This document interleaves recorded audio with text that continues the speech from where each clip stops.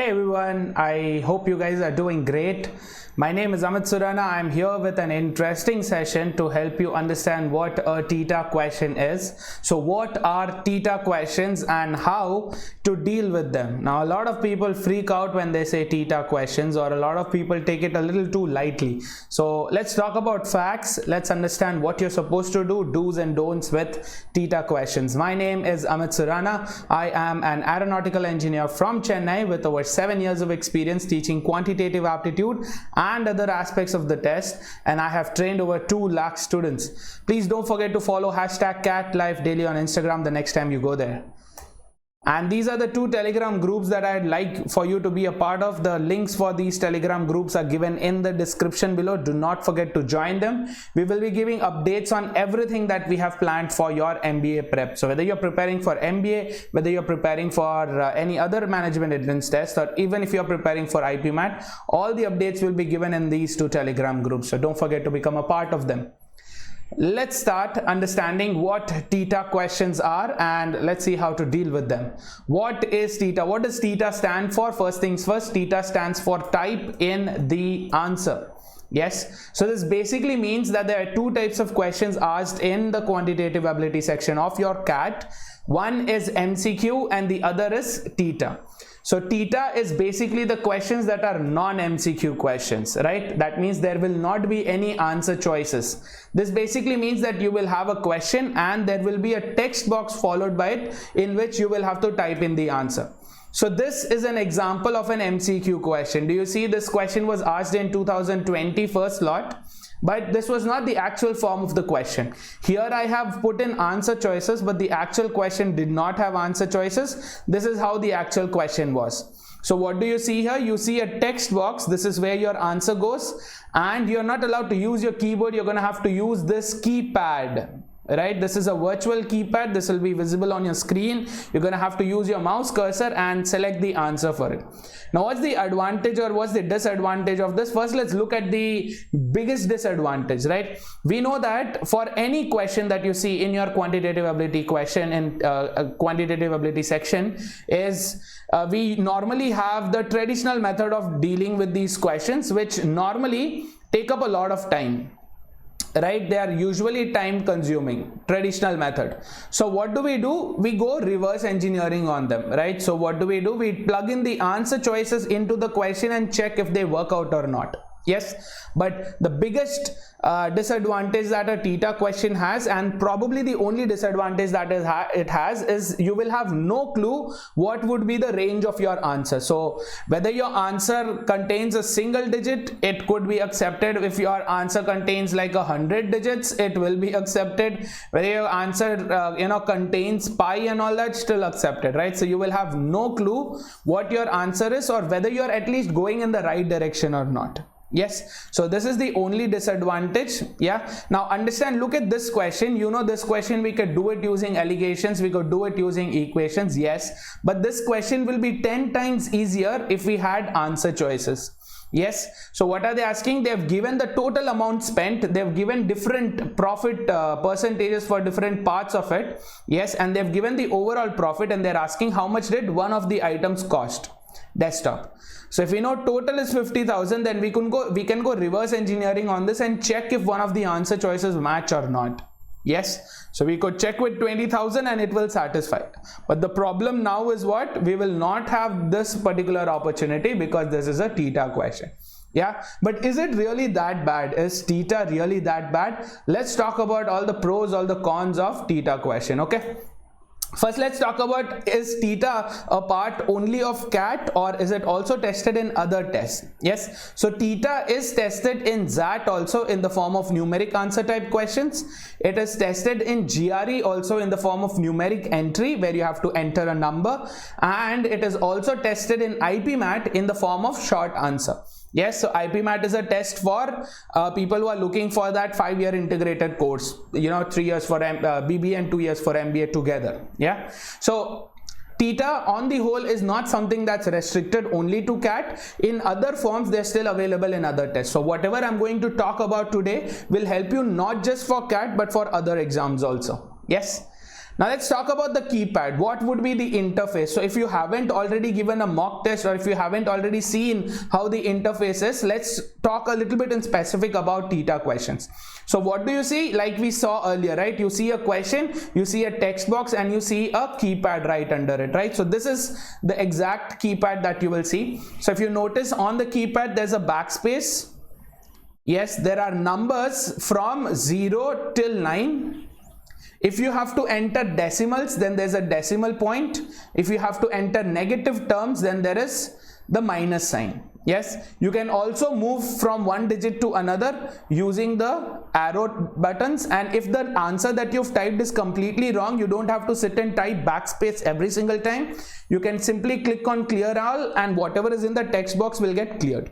Yes, so this is how the keypad looks. Now there will be some drawbacks again, right? Because anything good does not come alone, right? There's always something bad accompanying it. So the biggest drawback that TITA questions have is that you cannot simply type in the answer and move on. You are going to have to use a mouse, move your cursor around, bring it to a number that you want to enter. So for example, if you want to enter a number like this, let's say you want to enter 99,999.99. This is what you have to type in, right? So what happens, this is something that we've gone through, all of us have gone through at least once in our life, right? When you have to keep tapping on a single number, we sometimes miss that out, correct? So instead, there could be cases where instead of typing 99,999, you might add an extra 9, or you might, miss out an extra 9. So you could end up answering it like 9,999.99, which is, definitely wrong. Yes, 100 times wrong. Yeah, or you could end up adding an extra 9. So instead of 99,000, you could end up writing what? 9,99,999.9. Are you able to understand? So this is a drawback, this is a mistake, and you have to be very, very careful, very, very calm when you deal with TITA questions. So biggest drawback is what? That you have to use a mouse to put in your answer. Yes. Number 2, there are no special characters allowed, so that's a relief. What's a relief? No special characters allowed. That means the questions that we are going to get will be number based only. Yes, the question that we will be getting would be number based only. There would not be algebra based where you will have to type in the variables. Yes, x, y, z, there's no need to type all of that. Yeah, and also when you come across fractions, yes, when you come across fractions, it will be an extra step. For example, if your answer was supposed to be 5 by 7, things would have been so much simple. Or let's say 3 by 7, things would have been so much simple. You just have to type 3 by 7. Yes, but now what's the deal? You're going to have to convert this into decimals. That means you're going to have to type in 0.4285714285714285 and so on. Yes, now because a computer cannot know what is the right answer, right? Because everything is computerized here, I can approximate this to be 0.43. This should also be accepted.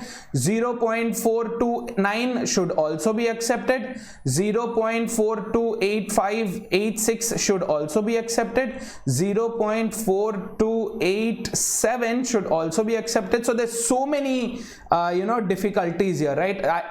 They can't fix multiple answers right for it. So what do? They will always give you the scale. They will always give you how many decimals should you approximate it to.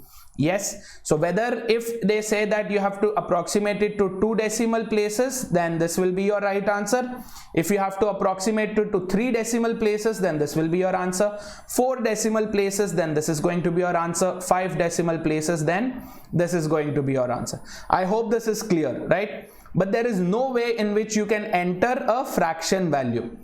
But in GRE we have seen some questions where they give you 2 text boxes, one here and the other here. Here you will enter whatever the numerator is. For example, if it's 3 by 7, then you will enter 3 here, and whatever the denominator is, you will enter 7 here. Yes, but that happens only in GRE. It's not applicable for CAT. So in CAT, you have no other choice than to convert fraction into decimals. Yes, so when it comes to decimals, when it comes to irrational terms, when there is non-recurring or even recurring for that matter. Let's say if you had to sit and convert what 2 by 3 is, again, is it 0.66, is it 0.67, what should be the case? Yes, so that's a small confusion which will be cleared when you read the question carefully and they tell you how many decimal places should it be approximated to. Cool? I hope that part is clear. Now let's talk about how different is a TITA question from an MCQ question, right? TITA versus MCQ in terms of the scoring. Yes, you know that in an MCQ question, for a right answer you get 3 marks. Yes, for a TITA question also, when you get an answer right, you get 3 marks. So there's no discrimination when the answer is right. Yes, however, if your answer is wrong, if you end up giving a wrong answer, then for MCQ you will lose out 1 mark. Correct? Apart from losing this 3 marks because you didn't get that 3 marks, that's okay. You will get a -1 on the score. On the other hand, if it were a TITA question, yes, if it were a TITA question, then good news alert, you will not gain anything, you will not lose anything. Yes, so what's the good news? If it's a TITA question, if you get an answer wrong, then it will not affect your score. At least it will not take it to the negative part of it. Yes, but if it's an MCQ, then you will definitely have a negative score. Now my question to you is, what happens when you skip a question? Yes, what happens when you skip a question? So when you skip an MCQ question, you don't lose anything, you don't gain anything. It's equilibrium, right? No profit, no loss, nothing. But when you skip, when you do not attend, not attempted, right? When you have a not attempted mark on a question, when it comes to TITA, although by rules there is no effect that this will have, but logically speaking, guys, if I were you, wouldn't I be thinking that if I have nothing to gain, nothing to lose when it comes to a TITA question being wrong, why not give it a shot? Yes, so whenever you see a TITA question, whether you know how to answer it or you don't know how to answer it, don't worry about that. Yes, what should you keep in mind? Always keep in mind not to skip a TITA question. Why?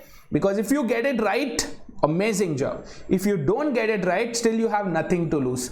Ultimately, almost a win-win situation for you. Got it? Almost a win-win situation for you. So you can always keep your options open. If you do not know how to answer that question at all, if you've never come across a question like this, guess. Give it your best shot. If it's the right day for you, if the stars are aligned, if you got off the bed on the right side of it, then you will definitely get a score for that. Otherwise, you still have nothing to lose. And if you answer a TITA question wrong, then it will not affect your percentile either. Cool? I hope this part is clear. So what's the lesson that you learn here? Never skip a TITA question. Yes.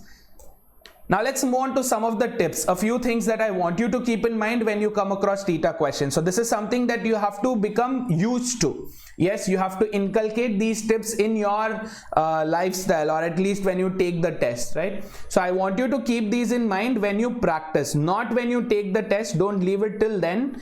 When you practice, please keep these things in mind. The first step is what? You should always check for expected value. Sometimes what happens is you assume a particular variable to be x, but the question may not be asking for x, it may be asking for what x plus 5 is. For example, in ages question, maybe the present age of a particular person is x, but then the question is asking what will be that person's age 5 years later. Yes, so you should not fall for these kind of silly traps, because these are simple questions and you can definitely do them. So always, before entering the answer, when you have your rough sheet, compare if this is the value that they expect from us in the question. Number 2, scale. Now this is a problem especially during data-based questions, especially in data interpretation. Yes, whenever there is scale given, graphs, 9 out of 10 graphs you will come across with scales. What is scale? When they give you a graph, they'll tell you that here it is rupees in terms of millions. or in terms of lakhs. Okay, when I say rupees, it will be lakhs in most cases, right? So when they say lakhs, and let's say the answer to your question is 10. So a lot of people, when you rush to it, you will enter 10 and you come off. What will happen? This will not be accepted as the right answer. Why? Because the actual answer will be what? 10 lakhs. Are you understanding, guys? Because it's in lakhs, the scale is in lakhs, your answer should be 10 lakhs and not 10.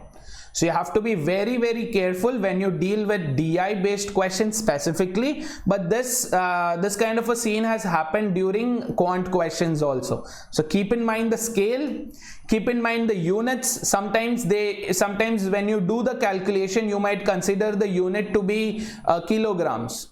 Yes, but then they'll ask you the question, how many grams does this particular thing weigh? So you will have to convert kilograms to grams, or you will have to convert the speed from kilometer per hour to meters per second. Yes, so these kind of conversions you have to be very careful about. That basically means you have to read the question carefully. Every part of the question will be important as the other part of it, okay? And the last thing is approximation. This applies when it comes to decimals. Yes, how many decimal places should it be approximated to? A lot of people lose out simple scores, simple marks because of this, and I don't want you to be a victim of it. Yes, let's make new mistakes. Let's not repeat old mistakes. Sorted? Now the second tip would be, please check your answer before submitting. Yes, this I'm saying after you have done solving, after you have a right answer on your paper, when you transfer the answer from the paper to the screen, that is where most mistakes happen, especially in TITA. Why? Because in most cases you are in hurry. You will be in a hurry because you've already solved it. Now you only have to type in that answer, right, using your mouse. Please understand, these are exam centers in India. Now I'm not saying they are bad, but then you have to be prepared for the worst. Yes, so never be in a hurry. Always when you type in the answer, never be in a hurry. Be calm, try to put in the right answer. Keep checking. It's okay to check, it's okay to be insecure. Yes, if you are a little insecure, it's okay. It's okay to be, doubtful. It's okay. Check, because you don't want to lose that mark, that 3 extra marks you don't want to lose because you were careless. Yes, so let's make some interesting mistakes. Let's not make these careless mistakes, right? An example for this would be what? Like I said, 99,999.99. Making mistakes with these. Yes, forgetting the decimal point sometimes, adding an extra 9, removing an extra 9.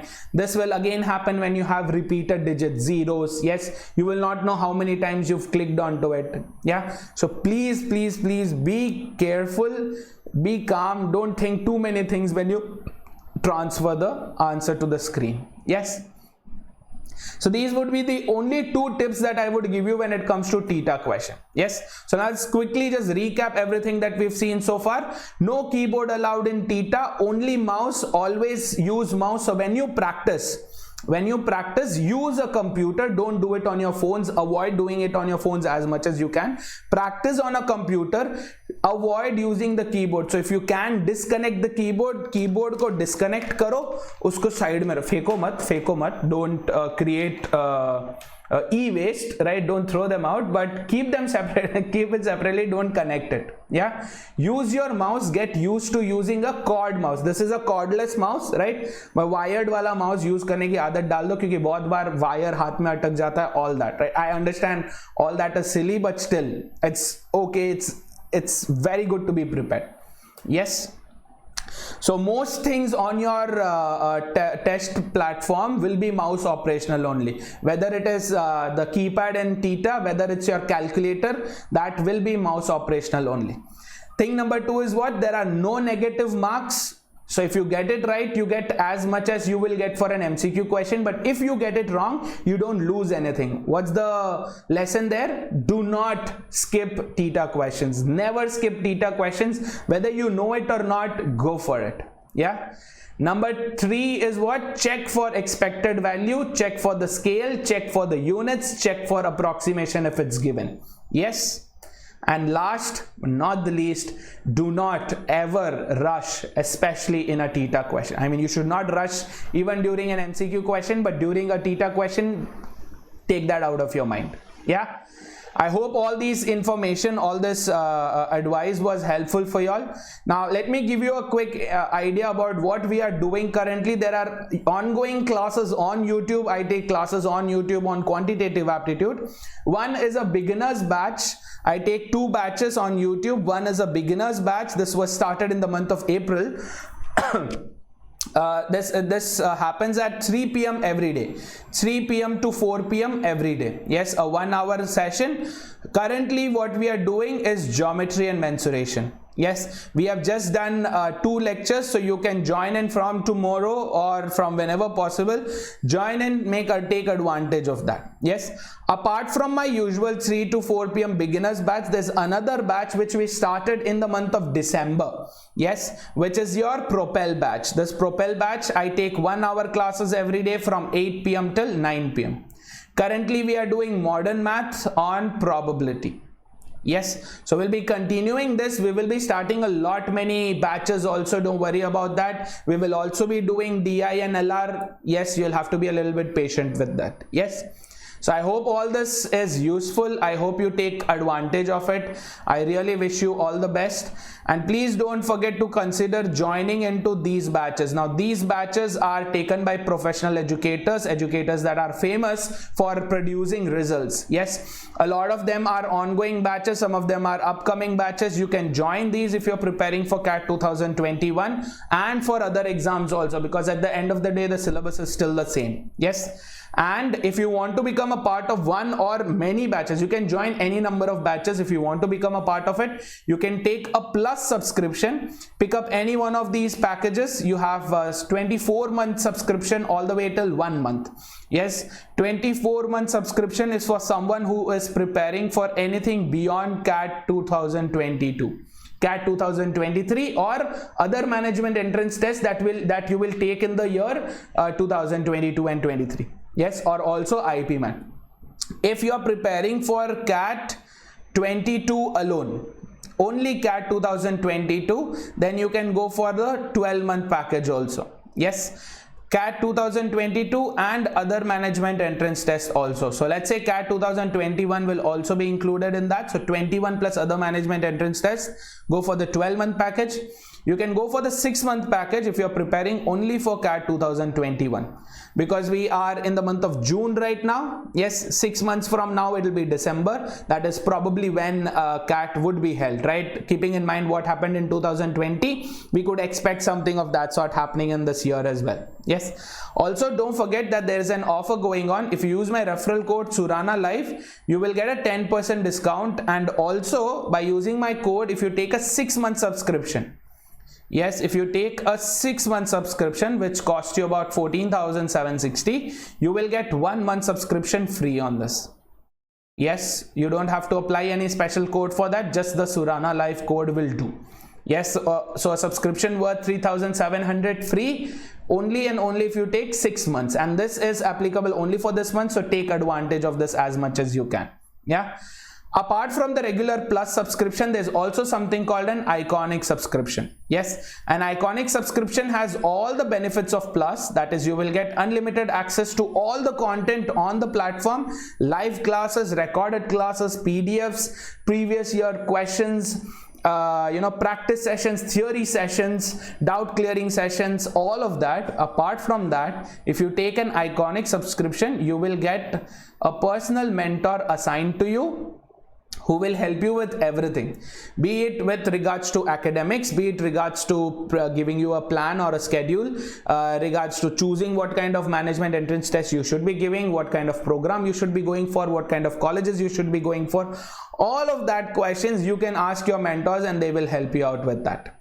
Yes, these mentors are alumni of top B schools like IIM Bangalore, Ahmedabad and Calcutta, along with other colleges. Yes, so you can take a 24-month subscription if you are preparing for CAT 2022 and above. If you are preparing for CAT 2021 and above, you can go for a 12-month subscription. So when I say CAT 2021 plus, it basically means other management entrance tests that will happen within that 1 year. Use my code Surana Live here also, you will get a 10% discount. Now this is the maximum discount that any code gives. So, you know, be real. Thank you so much guys for being a part of the session. I hope whatever I've tried to convey was useful for you. If you have any other queries, any questions, you can join the Telegram group. The links are given in the description below. You can also contact me on my personal Telegram handle, which is Surana Live itself. Thank you very much for being a part of the session. I will see you soon in upcoming sessions, and I'm hoping you all would be a part of the live sessions as well. Have a great day ahead. Keep learning. Let's crack it.